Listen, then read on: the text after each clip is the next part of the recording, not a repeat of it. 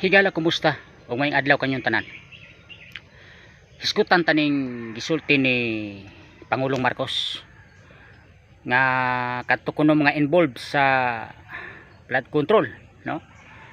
Sama number 1 ang iyang gipahinganlan nga doon na kuno'y warrant of arrest kining si Saldico. Ang pangutanan nako, Mr. President, ang tanong ko, bakit si Saldico lang yung may arrest warrant at saka yung mga kontraktor?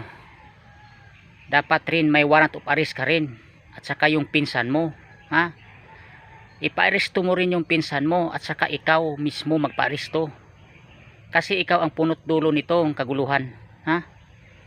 Bakit ang ididiin mo talaga itong si Saldico, ha? Ikaw ang punot dulo nito, dapat magpa-aresto ka rin. Anong kalukuhan ito, Mr. President? Huwag ka na magluko-luko dyan, ha? Dapat yung may warrant of arrest, dapat kasali ka dyan, Mr. President, ha? Mr. President, bangag ka talaga, ha? Ikaw ang punot dulo ng kaguluhan eh, ha? Diba yung si Saldico, tauhan mo lang yan, diba? Tauhan ninyo ni pinsan mo itong si Romualdez, ha? Dapat ang iparesto ninyo ikaw at saka si Romualdez, Saldico, at saka yung bakit yung mga mababa lang, yung mga kontraktor lang yung mga pinapaaresto mo? Bilib ako sa iyo, Pangulong Marcos, kapag pinaaresto mo yung sarili mo at saka yung pinsan mo, isali mo na yung pamilya mo, yung asawa mo, isali mo na yan, at saka yung mga anak mo, kasi mga bangag kayo mga pamilyang adik, ha? Kapal ng mukha mo, Mr. President, ha? Hindi ka na nahiya sa sinasabi mo na may warrant of arrest na, may arrest warrant na itong mga si Saldico at saka itong mga kontraktor. Bakit hindi kasali yung pangalan mo doon at saka yung pangalan ng pinsan mo? Kapal naman ang mukha mo, Mr. President. Huwag ka nang mamaang-maangan, ha? Ayaw na pag-atik-atik, Mr. President, ha?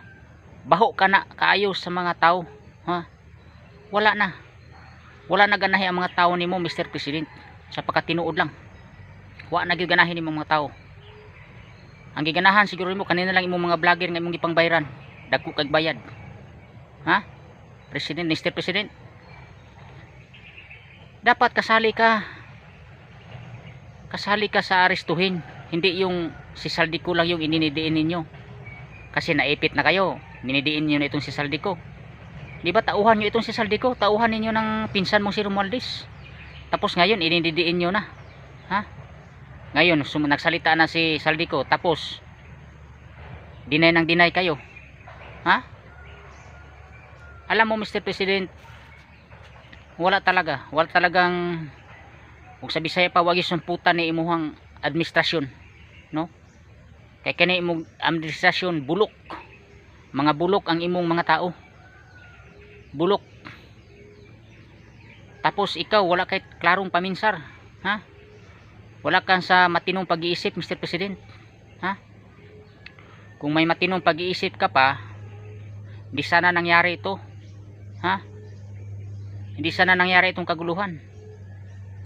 Kasi sa sinabi ko na kanina, ikaw ang punot dulo nito, kasi ikaw unang magpa-aresto, hindi yung si Saldico at saka yung mga kontrakto ipa-aresto mo. Ikaw mismo magpa-aresto sa sarili mo at saka yung pinsan mo, ha? Yan lang, Mr. President.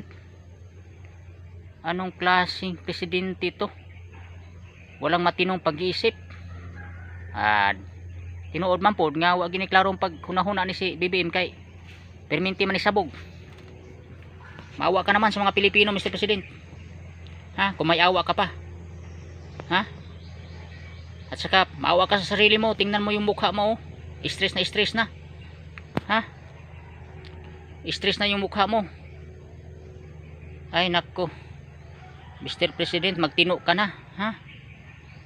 Magparehab ka daw, sabi ng ate mo, sabi ni Senadora Amy Marcos, ha? Magparehab ka para yung utak mo maano naman ba, yung tama na imong pag-iisip, ha, Mr. President? Ay nako, maawa ka sa mga tao, Mr. President.